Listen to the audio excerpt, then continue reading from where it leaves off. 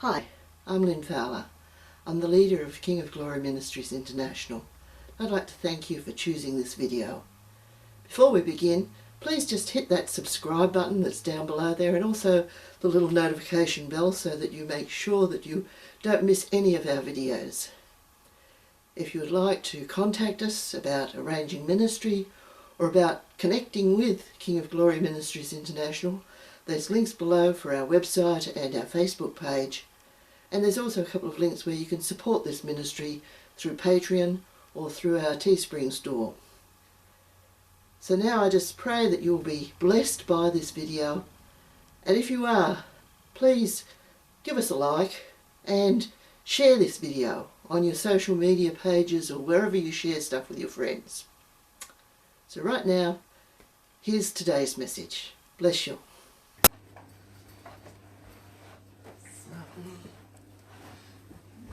Just as we start this afternoon, I just want to throw out a couple of questions for you to think about. First of all, if God tells you to do something and you don't do it, is that sin? And if God tells you not to do something and you do it, is that sin?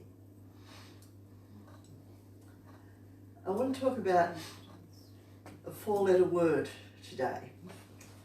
Four-letter word that's rampant throughout the world and sadly has even infected the church. And yes, it's an F word, but it's not the one that you're thinking of. Oh, might be. It's fear. That was what I was thinking. Yeah. 365 times in the word, God says, fear not. I think maybe if he says something 365 times, that he means it.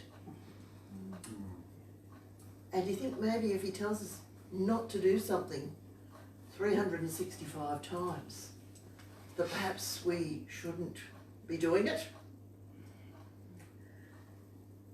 Now, there's a level of fear that's legitimate. You know, last time I was preaching, we talked about wisdom, and we saw how the word says that the fear of the Lord is the beginning of wisdom. And certainly that sense of knowing who God is, knowing how big he is, knowing his power, knowing his authority, knowing what he could do if he chose to do it, is an important step, is an important aspect of our faith. And you know, there's people who have come to God simply because they recognized his power, and you know, that fear of the Lord cut in. And the wonderful old hymn that we sing, Amazing Grace, you know, there's that verse in there that says, "'Twas grace that taught my heart to fear, and grace my fear relieved." We I think, put the horse before the cart, the cart before the horse sometimes in our preaching. You know, we tell people that they need to be saved, but most of the time we don't tell them what they need to be saved from. And I think, you know, we miss it a bit there. And so certainly the fear of the Lord is a valid fear. Not that our faith should be dominated by fear, not that it should be a factor that occludes everything else, because once we come to know God, we also know his grace, we know his mercy, we know his love, and we know that relationship that we can have with him.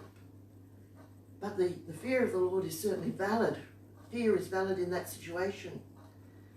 There's also a natural fear that God has placed within us, and that it is there for our protection.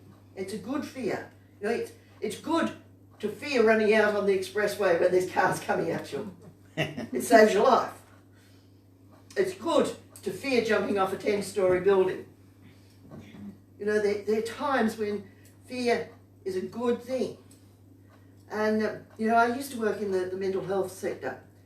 And one of the things that I used to tell people, if you know somebody who is suicidal and they're afraid of going to hell. Please, please, please don't tell them, oh no, it's all right, God will understand, God would forgive it. You know, that fear of hell may be the one thing that's keeping them alive. Yeah. And I actually had a friend quite a few years ago whose son was in that situation. He was suicidal, but he was holding back because he was afraid of going to hell. And some well-meaning Christian came to him and said, no, God's an understanding God, God's a loving God, he knows where you're at, he wouldn't judge you for that. And that young man sadly went ahead and killed himself. No. Yeah. So, you know, if you know anybody in that situation, keep your good theology to when they're better. Leave them with their fear, it might save their lives. There's that element of fear that is good. But obviously, when God is saying 365 times in his word, fear not, there is also an element of fear that is sin. And so I want to look this afternoon at some of the times in the Bible when fear has been sin. And the first one I think of is Abraham. Now, in many ways, Abraham was an amazingly brave man.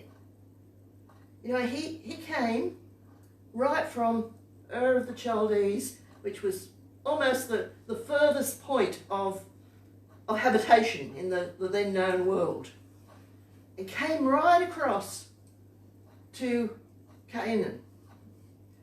Now, it wasn't like we have today. You know, he didn't have a travel documentary on TV telling him what Canaan was like and what the journey would be like. He didn't have a travel magazine to show him steps along the way. He probably had barely heard of Canaan. And yet he set out on this journey really not knowing where he was going, but trusting God till he got there.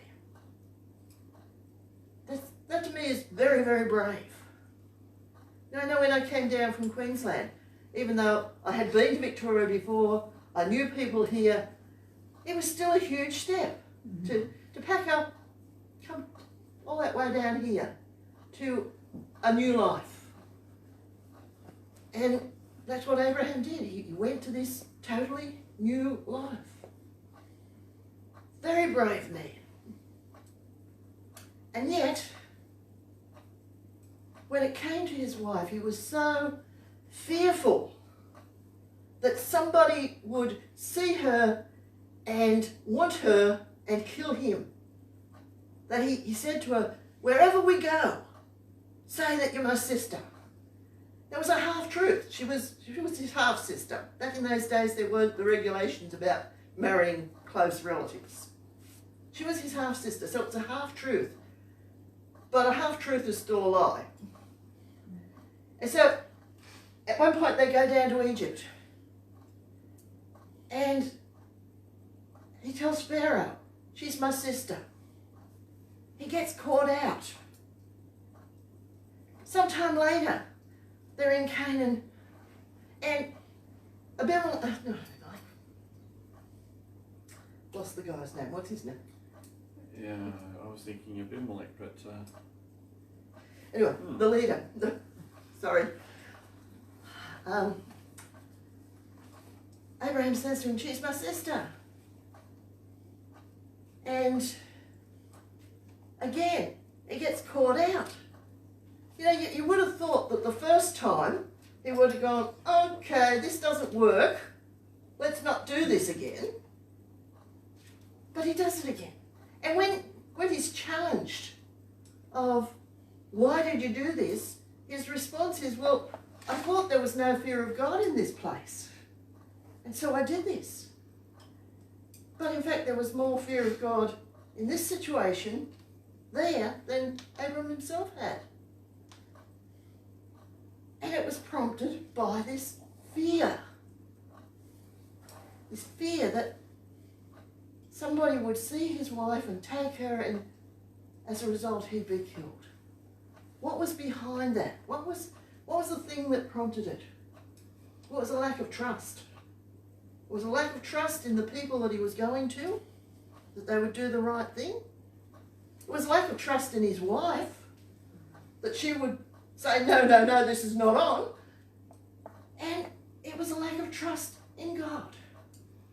That fear was tied up with that sin of not trusting. And as a result, it led to the further sin of lying. So what about our own lives? You know, it's one thing to look back on these things in the Word and know the story, but we need to draw from that and say, how does that apply in my life? How does that affect my life? What lesson can I learn from that for my life? So we need to ask ourselves, are there areas where our lack of trust of other people, our lack of trust in God is causing us to fear? And if there are, then we need to put those things right. We need to repent. We need to change our hearts so that we are trusting in God. And because we're trusting in God, we're trusting in the people. And when we do that, then the fear is going to go, because that's the thing that stirred the fear up in the first place. So let's then look at the people of Israel when they came out of Egypt under Moses. And God had given them this promise that they would come into the promised land. In fact, he'd given the promise way back to Abraham, 430 years before, that he was giving this land to Abraham's descendants. But he said, you know, the people in the land, their iniquity has not yet come to fulfillment. So I'm giving them more chance. But in the fullness of time, your descendants will come and possess this land.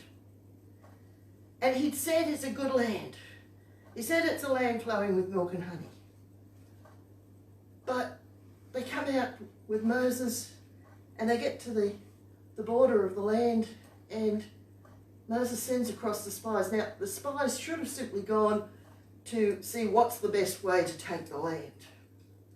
Instead, they went to check out whether the land really was what God said it was, and whether they could really do what God said they could do. And they came back and they said, yes, the land's wonderful. There's bountiful produce. There's, everything's just great. But there's giants there, and we're like grasshoppers. And 10 of them said, we can't do it. We can't stand against these giants. 2 of them said we can, but they were overruled. And so that fear cut in. That fear of these giants. That fear that we can't do this. What was that fear based on? It was based on unbelief. God had already said, I'm giving you the land. If God says he's doing something, then he's going to do it. It doesn't matter how many obstacles are in the way. It doesn't matter how many giants are in the way. It doesn't matter how many people say you can't do it. If God says it's yours, it's yours. End of story. But they didn't believe what God said. And the result of that unbelief was the fear of the giants. The fear that they'd be destroyed if they went in and tried to take this land. And the result of that fear was their disobedience, their rebellion.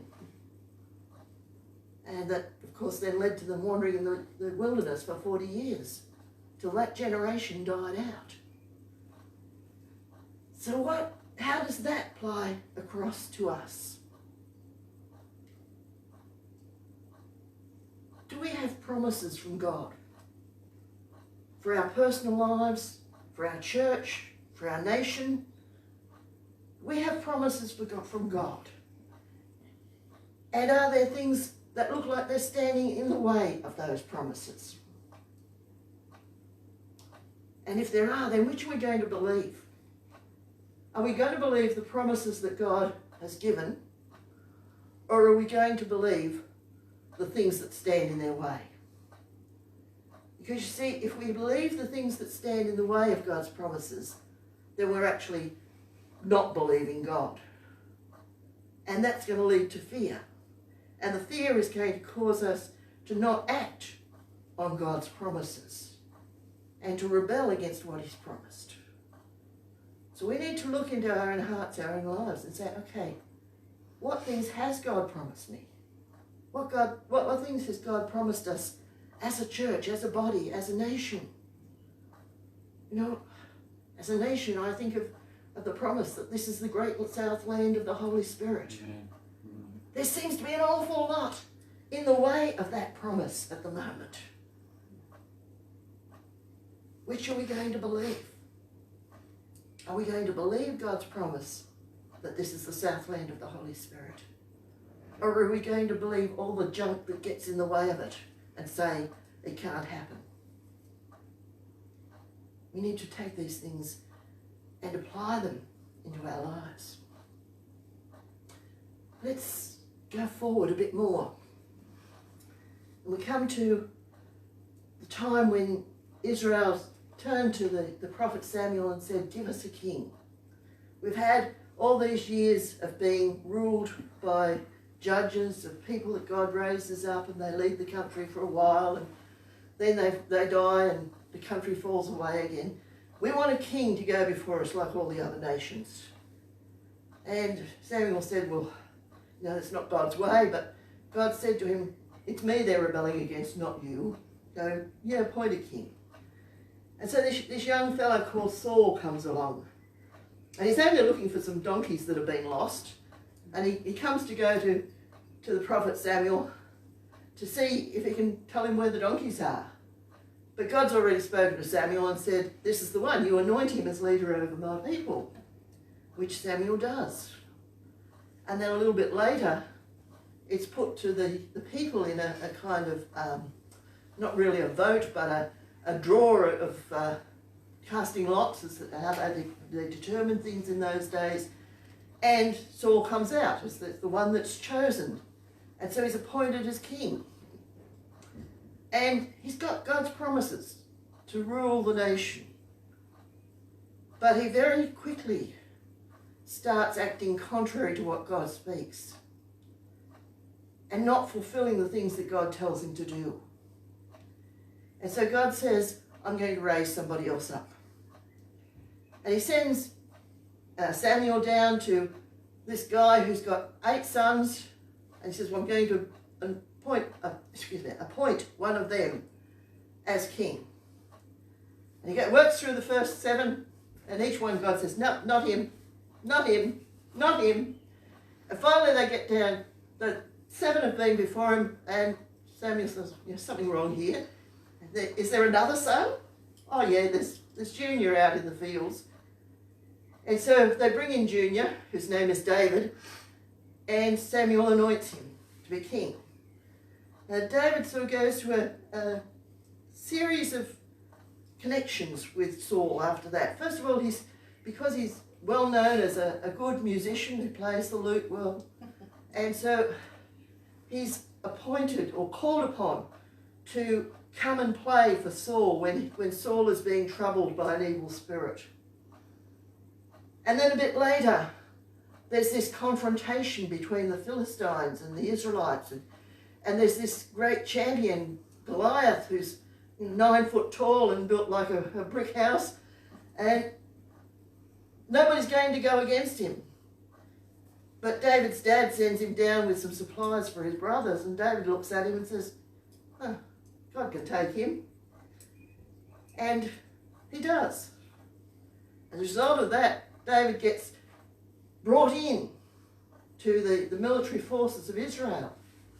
And he becomes very successful to the point where the women of Israel start acclaiming him in their songs and saying, Saul has slain his thousands, but David his tens of thousands.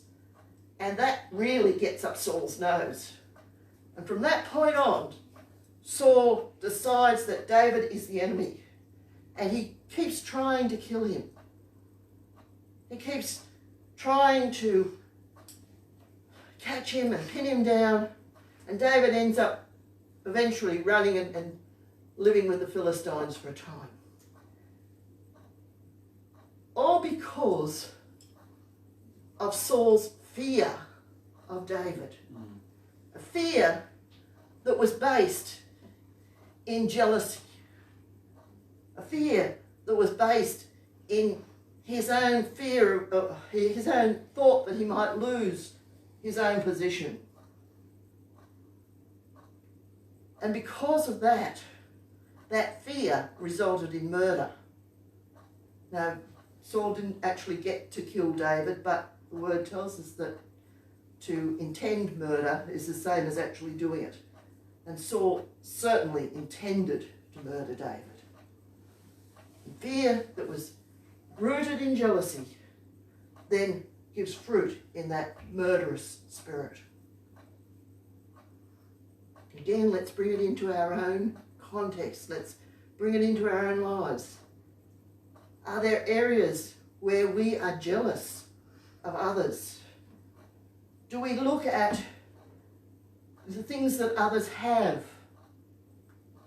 and covet them? Do we look at what's happening in the lives of others and think, why them, why not me? If we're involved in ministry at all, do we look at the ministry that others have and think, why are they succeeding there? Why is that happening for them? Why are they getting these opportunities and I'm not? All that is an expression of a fear that's based in jealousy. And we have to guard that, because if we don't deal with that, then it's going to end up with the same spirit as Saul ended up with, a murderous spirit where, while we might not physically, outwardly do anything to harm the person, we certainly have that heart that would want to see them harmed, or would want to see them pulled back, or would want to see them delayed, or would want to see them lose what they have. All of that is sin. All of that is a fear, the kind of fear that God says, fear not. Let's come into the New Testament. And two examples with Peter. First one is right at the beginning of Jesus' ministry. And Jesus is there on the shore and he's preaching, but the crowd's starting to really push in. And Peter and his mates have been out fishing all night, well, trying to fish all night. They haven't caught anything, but they're in and they've got the boats on shore and, you know, cleaning the nets and doing the stuff that fishermen do when they're finished fishing or trying to fish. And so Jesus turns around to Peter and says, let me use your boat. And so he gets into Peter's boat, puts out a little bit from the shore, just put a little bit of distance between him and the crowd so that he can minister to them without being crushed and without being lost in that sea of people. And when he's finished, he says to the fishermen, have you caught anything? No, been out all night, not caught a thing, not even a tiddler. And so Jesus says, well, go out and cast on the other side and you'll catch some. Which of course they do, and they have this massive haul of fish. And Peter comes in. Now, I absolutely do not understand this. To me, if I were a fisherman and I'd been working all night and got nothing, and somebody comes along and says, cast on the other side, and I do, and I get a boat full of fish, I'd be going to that person and say, stay with me, let me go with you everywhere, let me be your personal valet, as long as you're with me, because if you're with me I can catch fish every night without too much effort. That would be my thinking. But Peter comes to Jesus and says, depart from me, Lord, for I'm a sinful man. What? Peter was afraid. Peter was afraid that his sin was going to be exposed. He was afraid that if he got close to Jesus, he might just have to change. I really believe that's why a lot of people say they don't believe in God. Because they know in their heart that if they believe in God, if they expose themselves to God, then he's going to want some change in their lives. And they don't want that. They know that if they let him get close to them, that he's going to want to be Lord of their lives. And they want to be Lord of their own lives. Peter was afraid that if Jesus got close to him, or he got close to Jesus, he was going to have to lose his sin. And his sin at that point was more important to him, even than a boat full of fish. What about us? Are there areas in our lives that we would rather hold on to rather than allow Jesus to get close to them and deal with them? Are there areas in our lives where we're afraid to let Jesus put his finger on it and change it? The other end of Jesus' life, the day when he was crucified, we know the story the day before. Jesus had said to the disciples that he was going to be crucified. He told them what was going to happen. And Peter had made this bold statement, even if I have to die with you, I will go with you, I won't desert you. And Jesus said, sorry, but before the rooster crows 3 times, you're going to deny me 3 times. And no, that won't happen. Big, bold Peter. The next day, as they got Jesus there in the trial, a little servant girl comes up to him and says, you were with that fellow, weren't you? No, don't know him. Somebody else comes up and says, you must be with him. You were Galilean. No, I don't know him. Somebody else. Surely you're with him. No, don't know the man. He was afraid. He was afraid for his life. And justifiably afraid for his life, because had he owned up to knowing Jesus, there is every chance that he would have been hauled into trial with him and would have been taken even to death with him. But the problem was that he valued his life more than he valued his relationship with Jesus. And Jesus had already said in his teaching to all his disciples that the person who was not prepared to lay down his life for him wasn't worthy of him. At that point, Peter, or even though Peter had seen all Jesus' miracles, even though he'd heard his teaching, even though he'd walked with him for 3.5 years, he still didn't have that closeness of relationship with Jesus, which would put his relationship with him above everything else. What about us? Do we have that relationship with Jesus which says no matter what the threat is, no matter what the danger is, no matter how difficult it is, Jesus is first. And I just trust him to take care of everything else. You see, we think times are difficult now, but they're going to get a lot more so. And we need to develop that kind of relationship now. We need to be pushing in closer and closer and closer to Jesus now. There's those times when fear is not just a natural reaction, but that protects us, but it's actually a sin. It's actually what God says in his word not to do. And just finally, I want to draw an example from my own life. It's a little bit different, I guess. Some of you know that I was living at Ballara when the Delburn fires went through, the week before the massive Black Saturday fires in 2009. I lived in a friend's granny flat, and my friend and her daughter were actually away on holidays at the time, so there was only her elderly husband in the house and me in the granny flat. And the fires started on the Thursday evening about 7:30. The CFA guy came around and said, what was 2 fires have now joined together and there's now one massive fire, and if you're planning on leaving, now's the time to do it.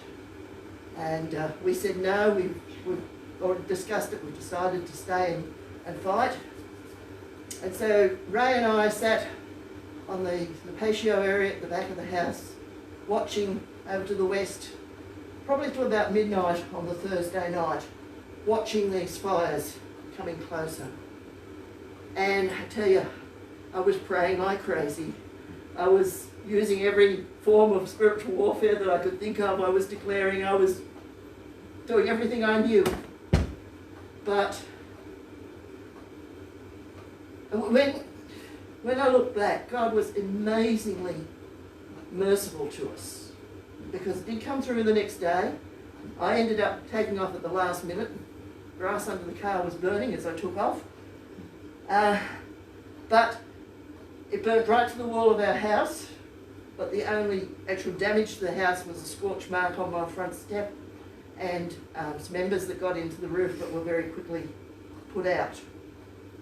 This is at the end of a very long street that lost half the houses in the street. The ministry that I was leading at the time had the full-time lease on the old scout hall down in the town of Ballara, which has roads on 2 sides and bushland on the other 2 sides. It burnt to the perimeter of the block that the hall was on, and not one blade of grass beyond. So, God was amazingly merciful to us. But when I look back and think about it, all my praying, all my declaring, all my spiritual warfare that Thursday night was done in fear, not in faith. It's good to be afraid of fire. We're meant to be afraid of fire. But in a situation like that, just like with Peter as he was confronted on the day of Jesus' crucifixion, my focus was in the wrong place. My focus needed to be on God. My focus needed to be on God's ability and what he could do, rather than, God, this fire is terrible, this fire is frightening.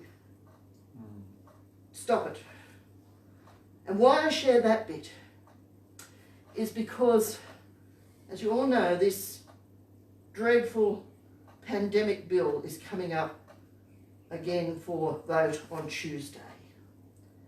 We've all been praying against it, but I suspect that a fair bit of our praying has been in fear rather than in faith. Now, certainly that bill is something to be feared. It's horrendous, and if it was passed, it would be absolutely the worst thing possible for the state of Victoria and particularly for the church. But can I urge us in this last 36 hours or so that we have to pray that thing down, change our focus. Stop thinking about how terrible the bill is. Stop thinking about the impact that it would have on us, and change our focus to God, to who he is, to his ability, to his justice, and to his sovereignty being asserted over this thing. Not because we're afraid of it, but because he is above it. Amen. Hallelujah.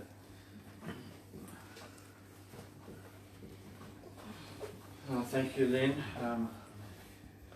I know that sometimes when you talk with the doctor and the doctor says, yeah, I've got bad news, you've got such and such, the battle immediately is, are you going to come under fear or are you going to respond in faith? And sometimes there's an initial reaction of fear. This is going to be terrible, I'm frightened of what's going to happen to me. But then as we come to the Lord, he turns that around. So I just want to encourage people who are finding ways in your life where that message needs to be applied. So maybe it needs to be applied on some financial situation, maybe it needs to apply to some health situation, maybe it's some relationship situation where you've been under fear and you need to turn that around and respond in faith. So thank you for that message. Thank you for watching today, people who are watching at home, even if it's not the same time on the live stream. We do encourage you, always encourage you to get in touch with us, and let's keep believing God and let's see God's hand at work, because like I said before, I am excited. I think what God is going to do is just going to blow our minds, and we just need to keep our eyes on Him. Hallelujah. Thank you for watching this afternoon. God bless you. Amen.